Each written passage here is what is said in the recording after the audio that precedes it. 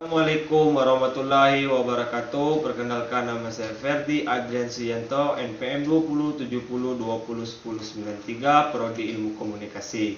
Di sini saya akan menjelaskan rangkuman pengantar ilmu sosiologi. Pengertian sosiologi. Menurut definisi, sosiologi adalah hubungan timbal balik antara individu ke individu, individu ke kelompok, kelompok ke kelompok. Menurut para ahli, yang pertama menurut Pitirim Sorogim. Pitirim Sorogim mengartikan sosiologi seperti dua hal. Yang pertama, ilmu yang mempelajari hubungan timbal balik antara gejala sosial dan gejala non sosial.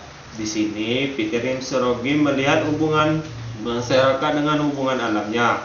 Contohnya masyarakat pesisir, di mana karakteristik masyarakat pesisir adalah gagah karena mereka tinggal di pesisir.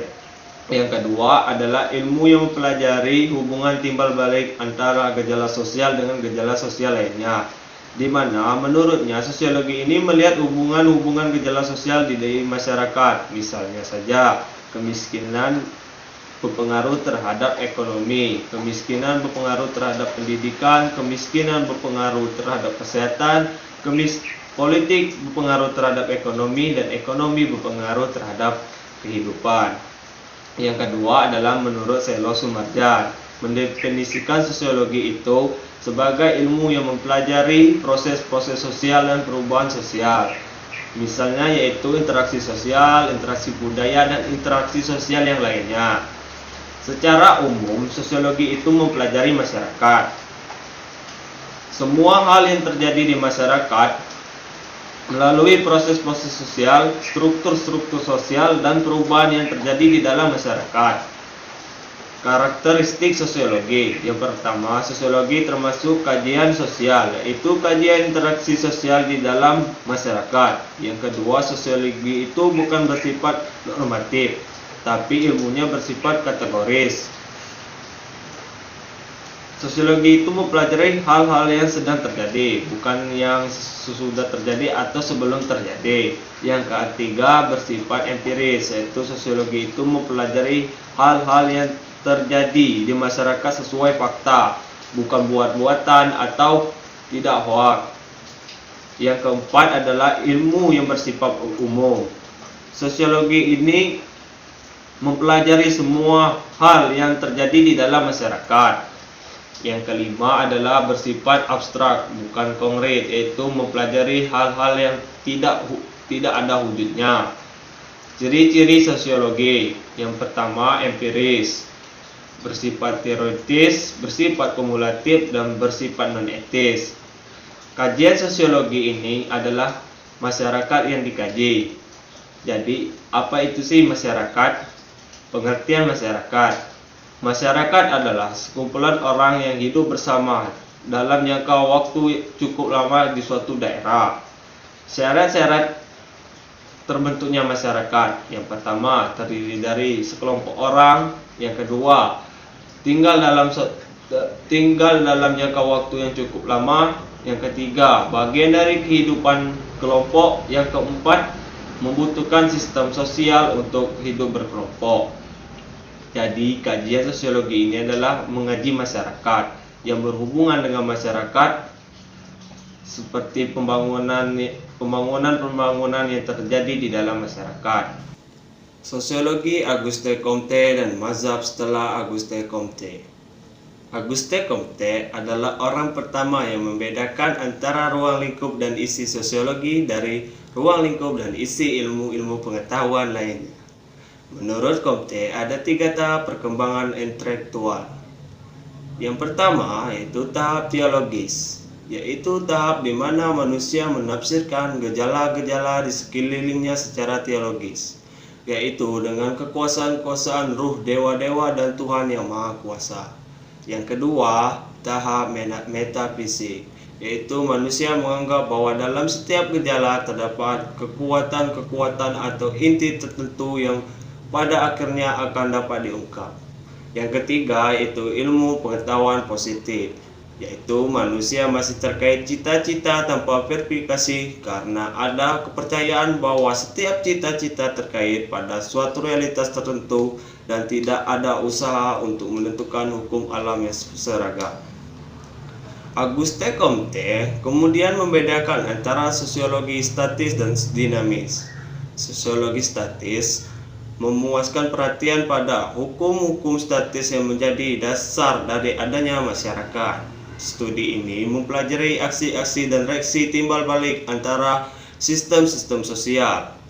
Yang kedua adalah sosiologi dinamis, merupakan teori tentang perkembangan dalam arti pembangunan ilmu pengetahuan dan menggambarkan cara-cara pokok dalam manusia. Perkembangan manusia terjadi dari tingkat intelijensia yang rendah ke tingkat yang lebih tinggi. Mazhab setelah Comte, mazhab geografis dan lingkungan. Menurut para ahli pemikir memulaikan masyarakat manusia terlepas dari tanah atau lingkungan di mana masyarakat itu berada. Masyarakat hanya mungkin timbul dan berkembang apabila ada tempat berpijak dan hidup bagi masyarakat tersebut. Mazhab organis dan evolusioner. Menurut Emile Durkheim menyatakan bahwa unsur-unsur dalam masyarakat adalah faktor solidaritas. Dia membedakan masyarakat yang memiliki solidaritas mekanis dan solidaritas organis. Masyarakat dengan solidaritas mekanis adalah warga-warga masyarakat belum mempunyai diferensi dan pembagian kerja. Masyarakat memiliki kepentingan dan kesadaran yang sama. Masyarakat dengan solidaritas organis yang merupakan perkembangan dari masyarakat solidaritas mekanis telah memiliki pembagian kerja yang ditandai dengan derajat spesialisasi tertentu. Menurut Ferdinand Tauneris dari Jerman tahun 1855 sampai 1936, Tauneris berpendapat bahwa unsur hubungan di satu pihak adalah faktor persamaan, simpati pribadi dan kepentingan tertentu. Di pihak lain, dasarnya adalah kepentingan-kepentingan rasional dan ikatan-ikatan yang telah permanen sifatnya. Mazhab formal. Menurut Georg Simmel pada tahun 1858 sampai 1918 menyatakan elemen-elemen masyarakat mencapai kesatuan melalui bentuk-bentuk yang mengatur hubungan antara elemen-elemen tersebut. Selanjutnya, dia berpendapat bahwa berbagai lembaga di dalam masyarakat terwujud dalam bentuk superioritas, subordinasi, dan konflik. Menurut Simmel, seseorang menjadi warga masyarakat untuk mengalami proses individualisasi dan sosialisasi. Selanjutnya, menurut Leopold van Wees pada tahun 1876 sampai dengan 1961, dia berpendapat bahwa sosiologi harus memusatkan perhatian pada hubungan-hubungan antar manusia tanpa mengaitkan dengan tujuan-tujuan maupun kaidah-kaidah. Yang ketiga, menurut Alfred Verken pada 1867 sampai 1953, dia menyatakan bahwa sosiologi menyoroti situasi-situasi mental yang berasal dari hasil perilaku yang timbul sebagai akibat interaksi antara individu dan kelompok dalam masyarakat. Mazhab psikologi menurut Gabriel Tardy pada tahun 1843 sampai dengan 1904 dari Prancis.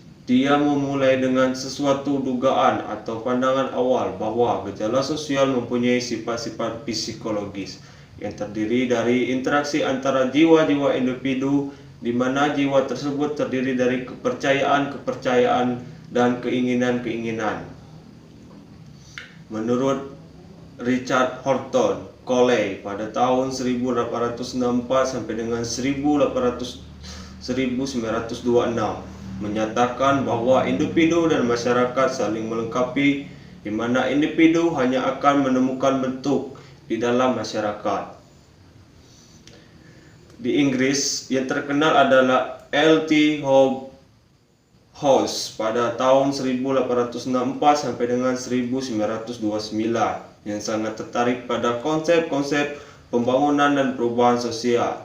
Dia menolak penerapan prinsip-prinsip biologis terhadap studi masyarakat manusia.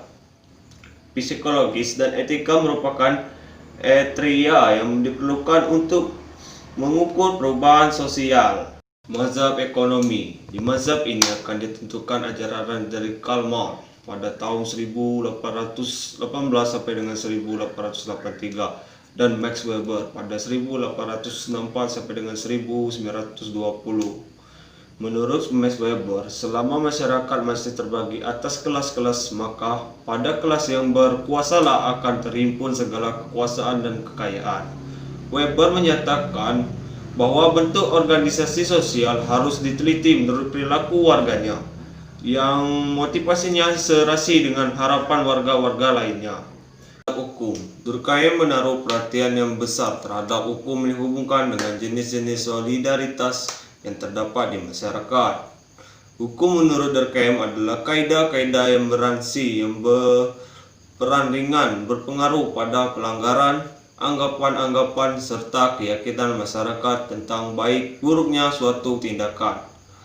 Tujuan kaidah-kaidah hukum ini adalah untuk mengambilkan keadaan pada situasi semula sebelum menjadi keguncangan sebagai akibat dilanggarnya kaidah hukum tersebut.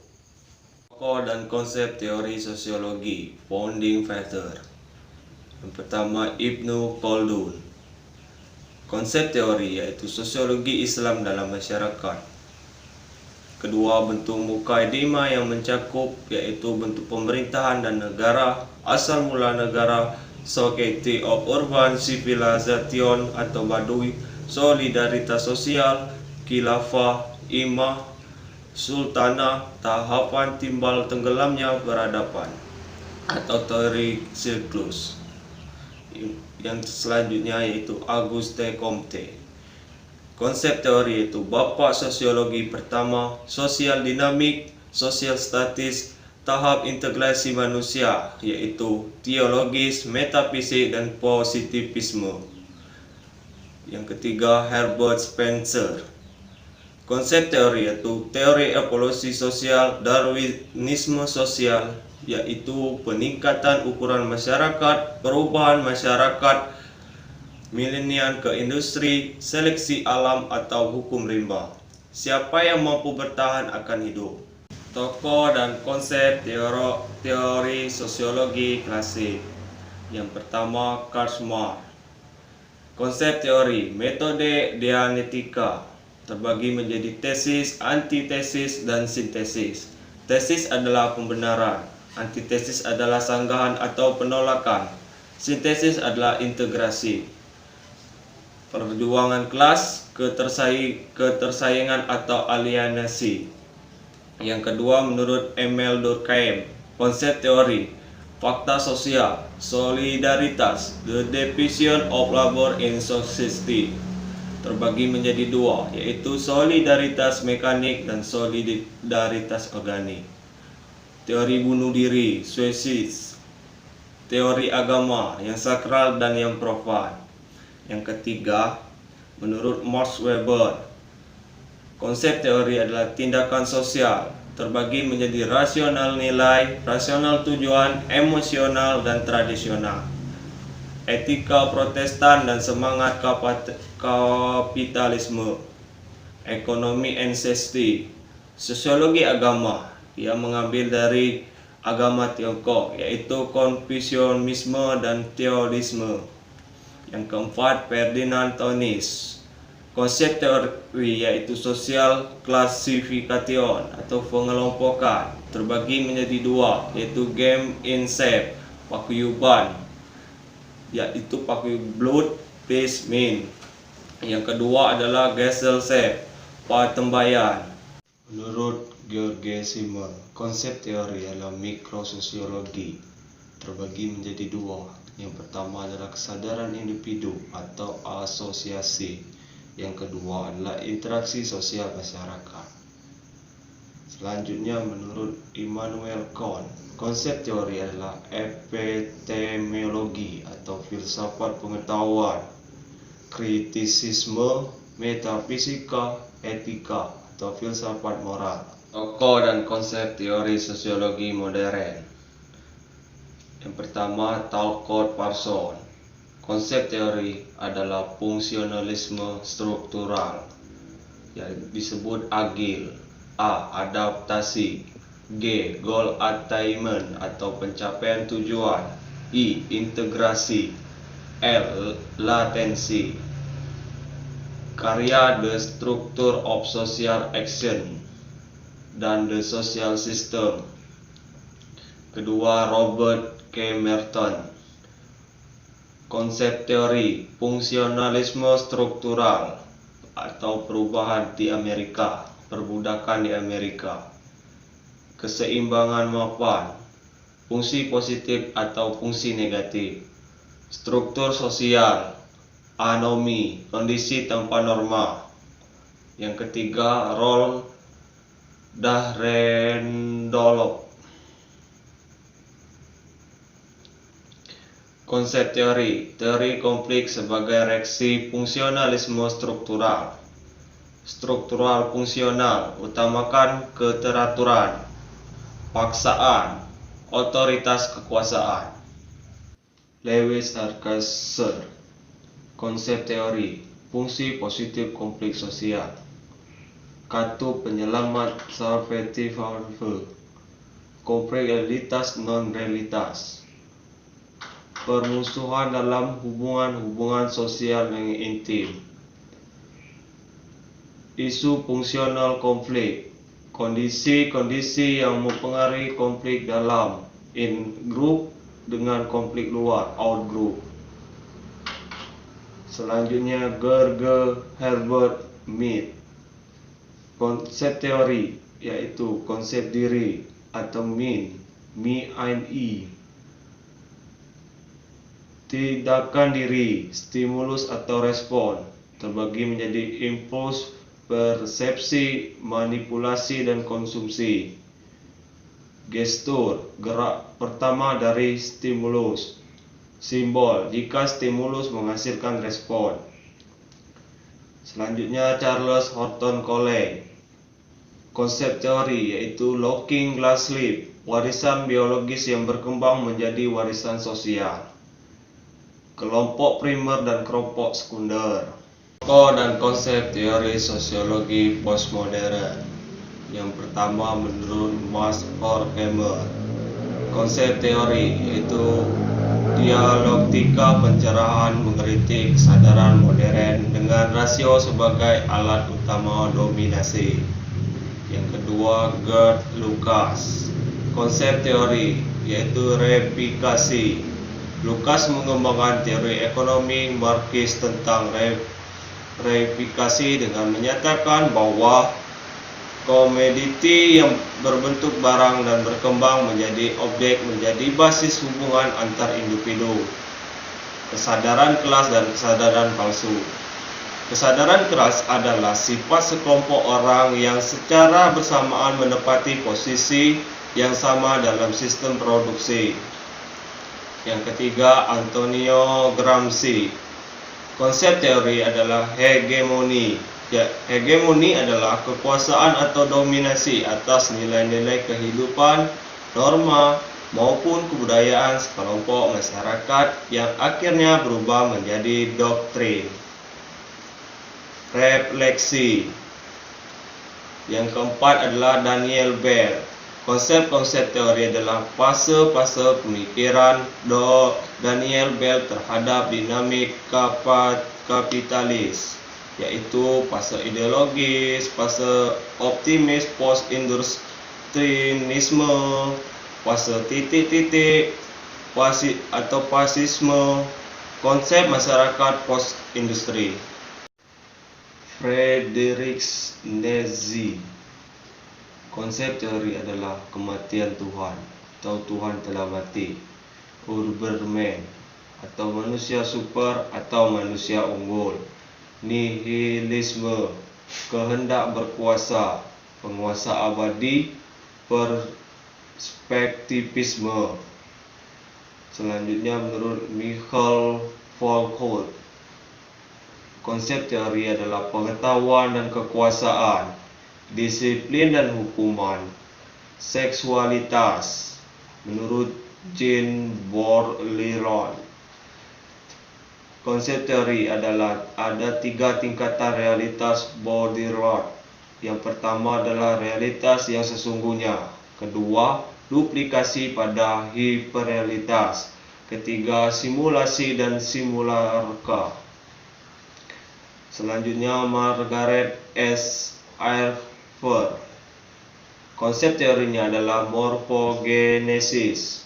Morfogenesis adalah suatu perubahan fokus bagaimana kondisi struktural yang mempengaruhi interaksi sosial, kultur, dan agen.